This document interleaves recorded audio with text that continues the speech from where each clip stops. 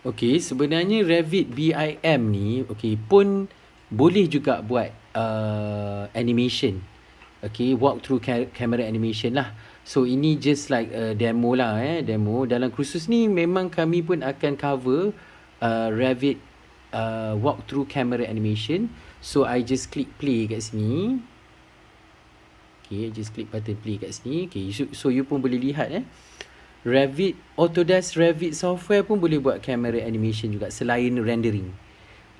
Okay, kalau kata berminat nak join kursus ni, okay, boleh masuk ke dalam website kami vixmatech.com dan boleh contact kami okay, for the cost information and cost detail.